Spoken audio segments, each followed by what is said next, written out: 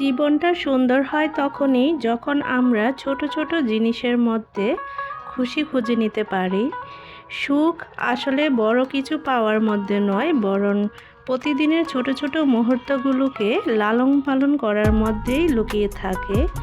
সংসারটা শান্তির আর ভালোবাসায় ভরপুর হয়ে ওঠে তখনই যখন আমরা একে অপরকে সম্মান করি।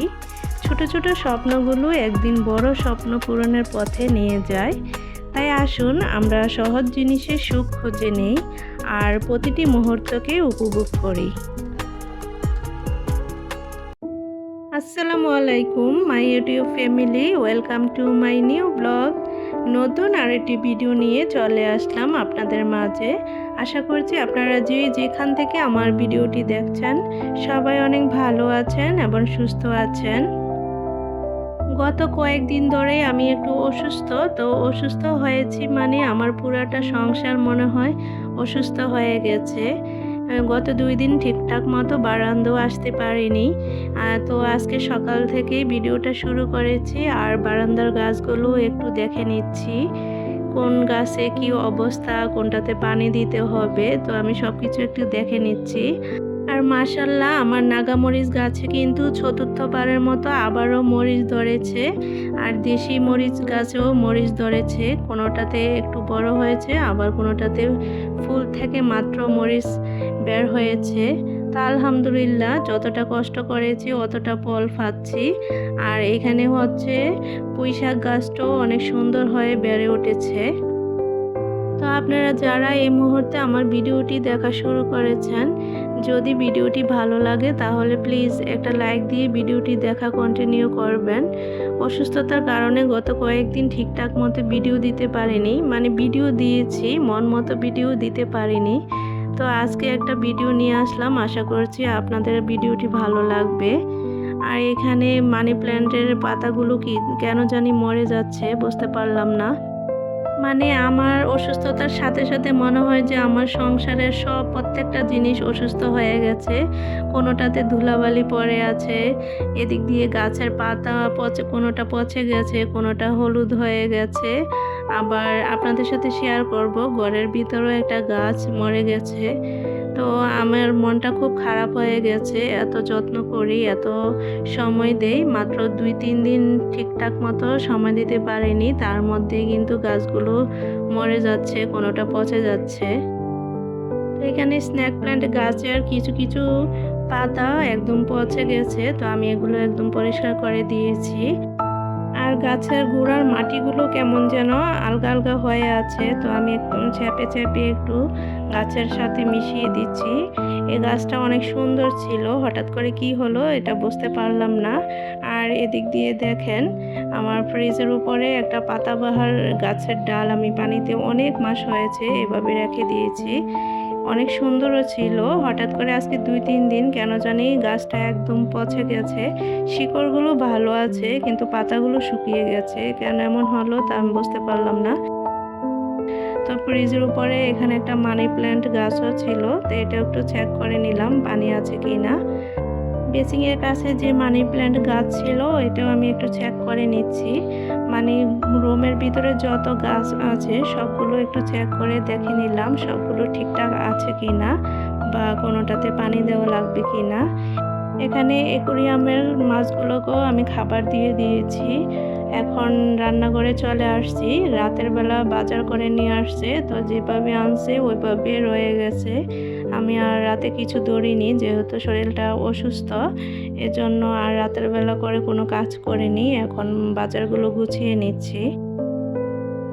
আলহামদুলিল্লাহ অসুস্থ অবস্থাতেও সংসারের কাজগুলো ধাপে ধাপে গুছিয়ে নিচ্ছি। কাজগুলোকে ছোট ছোট ধাপে ভাগ করে নিলে একদিকে যেমন কষ্ট কম হয়, তেমনি সংসারও সুন্দরভাবে চলতে থাকে। তো আমিও আজকে এমনভাবে কাজগুলো ভাগ করে নিয়েছি, যেহেতু অসুস্থ একসাথে সব কাজ করতে পারবো না, এজন্য সকালবেলা একটা প্ল্যান করে নিয়েছি আজকে কি কি কাজ করব। আর তো আপনাদের সাথেও এটা শেয়ার করছি। আমরা প্রতিটি মেয়েই চেষ্টা করি নিজের পরিবার ও সংসারকে ভালোভাবে সামলাতে। আমার যেহেতু হেল্পিং হ্যান্ড নেই, তো আমার সংসারের হেল্পিং হ্যান্ডও আমি, মানে বাংলা কথায় হচ্ছে কাজের মেয়েও আমি, তারপরে আমার সংসারের রানীও আমি। তো সকাল থেকে দুপুর পর্যন্ত থাকি কাজের মেয়ে, আর বিকাল থেকে রাত পর্যন্ত আমি হয়ে যাই আমার সংসারের রানী। সুস্থ থাকি আর অসুস্থ থাকি সবসময়, কিন্তু এই সকাল থেকে দুপুর পর্যন্ত আমরা যারা গৃহিণী আছি প্রত্যেকটা গৃহ সংসারে কিন্তু খুবই ব্যস্ততা যায়, রান্না বান্না, বাচ্চা সামলানো, তারপরে ঘরের অন্যান্য কাজ। তো আমি একের পর এক প্রত্যেকটা জিনিসই ভালো করে গুছিয়ে নিচ্ছি, যাতে আমার রান্না করার সময় কোনো সমস্যা না হয়। ভিডিওর এই পর্যায়ে এসে আমি আপনাদেরকে ছোট্ট একটা রিকোয়েস্ট করছি। আমি জানি না আমার ভিডিওর এই পর্যন্ত আপনারা কেউ আমার সাথে আছেন কিনা, আমার ভিডিও দেখছেন কিনা, বা আমার কথাগুলো শুনছেন কিনা। যদি থেকে থাকেন আর আপনি যদি একটা লাইক দিতে ভুলে যান, তাহলে প্লিজ আমার ভিডিওতে একটা লাইক দিয়ে দিবেন। যদি আমার ভিডিওগুলো আপনার ভালো লাগে থাকে, আমার কাজগুলো আপনার মন ছুঁয়ে যায়, তাহলে আমার চ্যানেলটি সাবস্ক্রাইব করে আমার পাশে কিন্তু থেকে যেতে পারেন, এমন আরও নতুন নতুন ভিডিও দেখার জন্য। আর যারা অলরেডি এই কাজটি করে নিয়েছেন, আমার সাথেই আছেন, আমাকে সাপোর্ট করছেন, আপনাদের সবাইকে জানাই অসংখ্য ধন্যবাদ। তো এখন আমি হলুদ চেলে নিচ্ছি। আমি কিন্তু প্যাকেটের হলুদ খাই না, আস্ত হলুদ কিনে তারপরে মেশিনে ভেঙে নিয়ে আসি। তো এই জন্য হলুদগুলোকে একটু চেলে নিচ্ছি। উপরে অনেক দেখা যায় দানাদার অংশ থাকে, তো ওই ছেলে আমি এটাকে আবার ফেলে দিব। আচ্ছা, আমরা যারা নতুন ইউটিউবার আছি, শখের বশেই কিন্তু আমরা ইউটিউবে কাজ করি। কবে সফলতা পাবো না পাবো এটা কিন্তু মাথায় রাখি না, বা এই মনোভাব নিয়ে কাজও করি না। ভালো লাগে আপনাদের সাথে কাজগুলো শেয়ার করতে, এজন্যই ভিডিও করি সংসারের পাশাপাশি। তারপরে হচ্ছে আপনাদের সাথে কাজগুলো শেয়ার করি। তো আমরা নতুন অনেক ইউটিউবার আছি, হয়তো অনেক কিছু বুঝতে পারি না, অনেক ভুল করে ফেলি। এতে করে আমার চ্যানেল, আপনার চ্যানেল, দুজনের চ্যানেলে কিন্তু একটু সমস্যা হয়ে যায়। আপনারা অনেকেই কিন্তু ভিডিওর কমেন্ট বক্সে কিন্তু কমেন্ট করেন যে আপনাকে বন্ধু করেছি বা সাবস্ক্রাইব করেছি। আসলে এগুলো কিন্তু ভিডিওর কমেন্টে লেখা ঠিক না। তো ইউটিউব কিন্তু এই কমেন্টগুলো কি স্প্যাম কমেন্ট হিসাবে ধরে নেয়।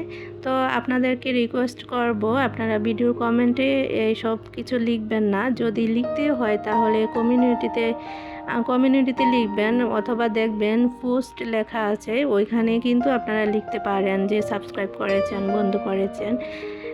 ভিডিওতে কিন্তু আপনারা এইসব কিছু লিখবেন না, এতে করে কিন্তু আমার আপনার দুজনেরই ক্ষতি হয়। আমরা কিন্তু অনেক কষ্ট করে ভিডিও তৈরি করি, সংসারের পাশাপাশি শখের বসে ইউটিউব করি। তো আমরা চাবো যে এই ছোটো ছোটো ভুলগুলো যাতে আমরা না করি, সুন্দরভাবে যাতে আমরা সবাই ইউটিউবে এগিয়ে যেতে পারি। আমি এখানে প্রত্যেকটা বাজারে গুছিয়ে নিয়েছি। এখন বাজার থেকে যে ডিমগুলো নিয়ে এসেছে এগুলো ভালো করে ক্লিন করে নিয়েছি। যখন পানিটা ঝরে যাবে তখন আমি বক্সে করে ফ্রিজে রেখে দিব। আর এদিক দিয়ে রান্নাটাও শুরু করে দিয়েছি। রাইস কুকারে ভাত বসিয়ে দিয়েছি আর চুলার মধ্যে তরকারিটা রান্না করে নিচ্ছি। আমি সবসময় রাইস কুকারে ভাতটা রান্না করি। তো আজকে কি রান্না করেছিলাম এটার ভিডিও একটু আপনাদের সাথে শেয়ার করব ভাবছিলাম, কিন্তু দেখি পরে আমার কোনো কারণে ভিডিওটা স্কিপ হয়ে গেছে, তো এজন্য আর শেয়ার করতে পারিনি। ডিমের পানিটা ঝরে গেছে, এখন আমি বক্সের মধ্যে করে ডিমগুলো ফ্রিজে রেখে দিব।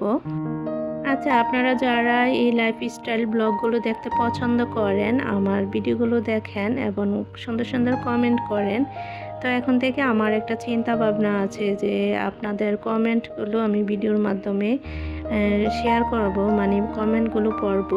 তো আপনারা অবশ্যই যদি ভালো লেগে থাকে আমার ভিডিও সুন্দর সুন্দর কমেন্ট রেখে যাবেন। আর আপনাদের সুন্দর কমেন্টগুলো আমি ভিডিওতে বলবো, মানে আপনাদের নামগুলো নিব। আর আমার এই আইডিয়াটা কেমন হবে আপনারা কিন্তু অবশ্যই আপনাদের মতামত জানাবেন।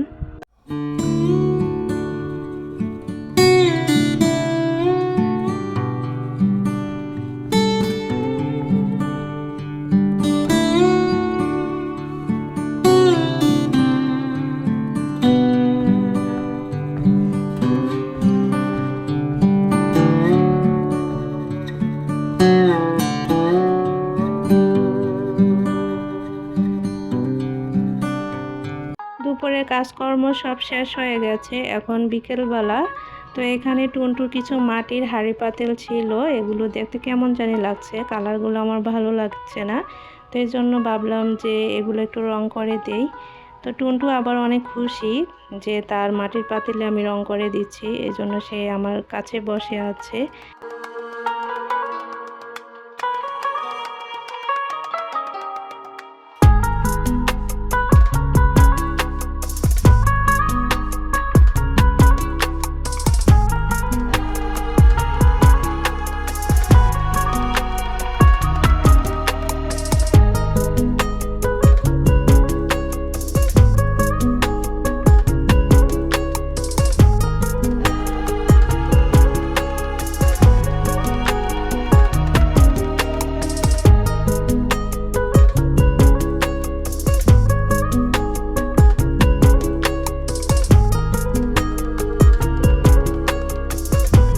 যেহেতু এখন প্রচুর গরম পড়ছে, এজন্য টুনটু কিন্তু কোনো জামাই পরতে পারে না। আপনারা প্রায় ভিডিওতে দেখবেন যে টুনটু গেঞ্জি পরে আছে। তো এই বিষয়টাকে আপনারা একটু পজিটিভভাবে দেখবেন।